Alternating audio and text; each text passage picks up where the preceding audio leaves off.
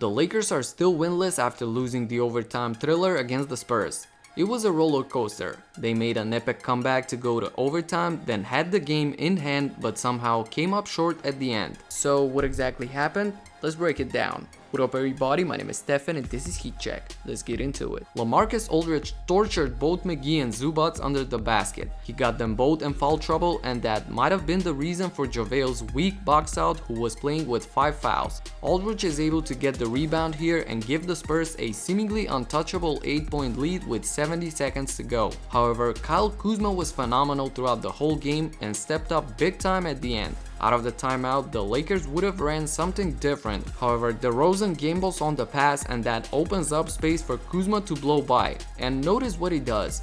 He goes straight to the body of Aldridge in order to take away his space so that when Kuzma does make the pass, LaMarcus can't get to McGee and JaVale is able to slam it down. Very smart by Kuzma. Next possession, the Lakers dodge the bullet as DeRozan draws the whole defense on him and kicks it out for the wide open Rudy Gay 3, who misses it and opens up a transition opportunity. And just take a look at what it means to have LeBron on the team. Literally the entire Spurs defense is focused on stopping him on the drive, and he finds Kuzma in the corner, who scores 3 of his 37 points here and makes it extremely interesting. And shout out to Josh Hart for his terrific defense here. Stays attached to DeRozan and doesn't bite on the pump fake, which is extremely difficult in a situation like this where you need a stop. And all of that leads us to LeBron's first big moment in the Staples Center. Down 3 at the end of the game, raises up from way downtown and blows up the whole building. Now, why was this long 3 with time left a good shot and not a bad one? Let me explain. Gabe wasn't going to back down further, so a few more dribbles forward would mean just taking a heavily contested shot. Also, there's the danger of getting fouled on the floor, which Popovich likes to do when he's up 3 to take away the potential game-tying shot. So the only option for LeBron was indeed to raise up from about 9 meters in a rhythm jump shot. Anyway, that takes us to overtime where the Lakers had all the momentum. First, LeBron does the Chris Paul snake dribble out of the pick and roll, which I made a video breaking down this exact move, link in the description. And huge props to Jonathan Williams, the 10th guy off the bench, played a phenomenal defense on DeRozan in the overtime and used his minutes perfectly. Here, he blocks DeMar DeRozan's shot for the first time, then puts it back off the LeBron miss. You got block shot number 2, similar situation.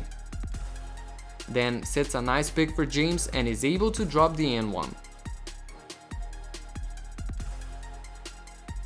And finally, block shot number 3 that ends with an N1 for LeBron at the other end. Whoever this kid is, he might need some more playing time. And now it's the opposite scenario. The Lakers seemingly have this game won, but this is when the Spurs finally wake up in this overtime period. Forbes is aggressive and goes straight to the body of Hart for the layup.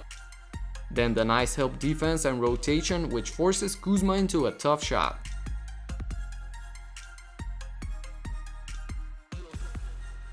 And off the miss, DeRozan does a good job of pushing it and drawing multiple defenders on him. Kicks it out to Gay, who makes the clutch 3 to bring it down to 1-point game. Now, this is very interesting as LeBron actually misses both free throws and leaves the door wide open for the Spurs. And out of the timeout, they run a masterpiece. Starts off with a fake handoff from LaMarcus, which makes you believe that he's taking it himself to the basket. And just as the Lakers scramble to stop him, he actually hands it off to Patty Mills, who curls and raises up for the mid-range jumper. Amazing. And for the final shot, I was disappointed to see the Lakers run an isolation play for a heavily contested LeBron James step back fadeaway jumper. I mean, he has made some incredible shots in his career, but there's definitely room for a far easier shot, especially out of the timeout. Nevertheless, LA go 0-3 to start the season, and if you watched a certain video from a certain guy on YouTube, you wouldn't be surprised at all with this. That's it for now. Let me know if you enjoyed these breakdowns by liking this video. Subscribe and hit the notification icon so that you don't miss the new in-depth analysis. Talk to you in the next one. Peace out.